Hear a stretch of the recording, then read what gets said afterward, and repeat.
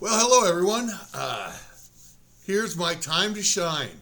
A captive audience. And I'm just starting to feel better at the right time.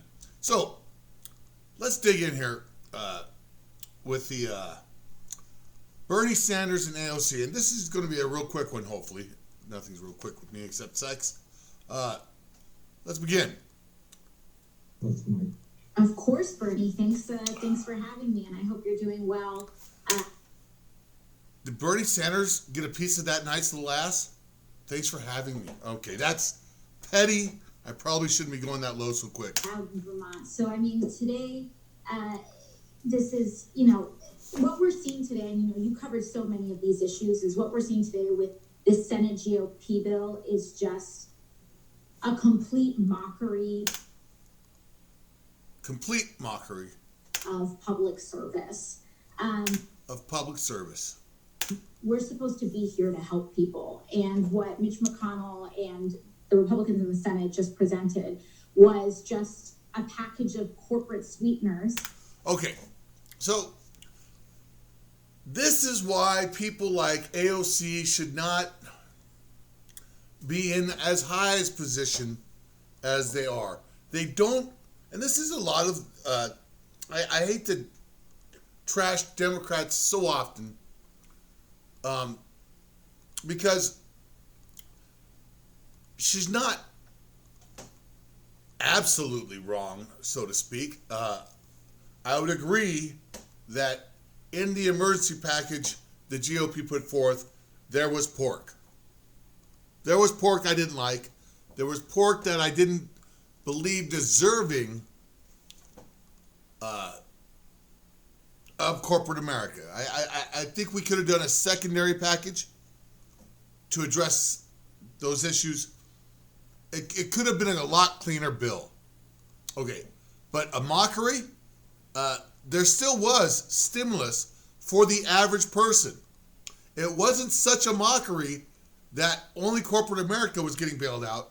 This package included a per citizen, every citizen gets some help bailout. To say it's a mockery is just, it's blind worship of demagoguery of the elite leftists. Okay, so I don't want to break down all that though. Like I said, so her words are too extreme. It wasn't a complete mockery, but she is correct in that it should have been streamlined. Corporate America could have waited. Big business, small business, they could have waited. Give this the small man, the needy man, the average man or woman some help right now. I could agree that, but her verbiage just ruins it. But here's where I think she has it wrong. All right. To hand a blank check to public service. You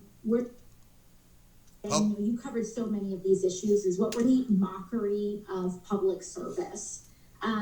We're supposed to be here to help people. No.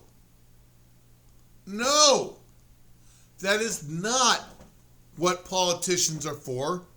That is not, you are not a public servant is not here to help.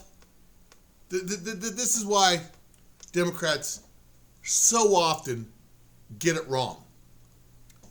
Because they feel they're empowered to do what they think the country needs. All right? Which they are given the power. Right? Once you vote a Democrat in, they now have the power to do what they think the country needs. But most often, that's not why they were voted in, and that is not the obligation of a politician is not to help the American citizen. It is to represent the needs and the wants and the desires of the citizens, of their constituents. And so a Democrat could be voted in and may be representing their constituents in their vision of how the country should be ran, but that doesn't mean that's their job is not to help. Their job is to represent. And I believe this is why things get so whacked out, is that they feel like they have to help someone when they're not there to help someone. That is not the job of government per se. The job of government is to represent those that voted them in on the issues that got them voted in. Now, many Democrats, which rightly so and justly so, feel that helping the less fortunate and the needy is what they want their government to do. So in that dynamic, okay, it's true. But for her to say that the Republicans are mocking public service because they represent their constituents in the manner that their constituents wants them to be represented. Now, you might disagree with their constituents and their way of representing, but the Republicans have no duty to help anyone, nor do Democrats. They have a duty to represent the people that voted them in, and whatever that may be. You might disagree with what those voters and the reasons they voted for that person. But if that person is representing their voters respectively, then they're doing their job. There's no predetermined prerequisite that a politician's job is to help people. That is not a politician's job. Certain public services, that's a nurse's job. That's a doctor's job. That's there's a time when cops serve and protect. That was their infant. That's not what they do anymore. But if you try to change the meaning of our positions, it warps things, and it has secondary effects, unforeseen consequences by telling our children that look, I love Tulsi Gabbard. Tulsi Gabbard is an awesome American, an awesome person, and she has platformed herself, branded herself, represents herself as she is here. She is what she is. So when you vote for Tulsi, you know she's going to be against war. You know she's going to be about empowering people, helping them less. And if you vote for her, okay, that's what she stands for, all right? But, and that's okay. See, I'm not saying that's wrong, but to say because the Republicans did what we all know Republicans do, because that's what their constituents. Look, there's a lot of people out there that don't want to see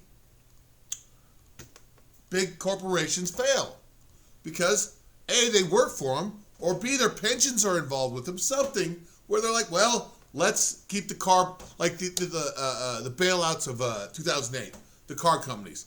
Like nobody wanted to see GM go bye-bye. A lot of people didn't want to see Pontiac go bye-bye, but it did. So to say it's a mockery of what public service, no, it's not. Now, is it a straight dichotomy of what the left thinks public service is? Maybe, but that it's not what they think public service is. What is the responsibilities of the Senate, of the House? What are these? They are representatives of the people. And that is what their responsibilities to. It's not, they have no responsibility to help anyone. They have a responsibility to represent the people that voted them in, and even the people that didn't. That's my quick take. I hope it was fast enough. Boy, you guys are in trouble because you're going to be so bored you have nothing better to do than to watch my silly videos. All right, stay healthy, stay a safe distance, have a good day.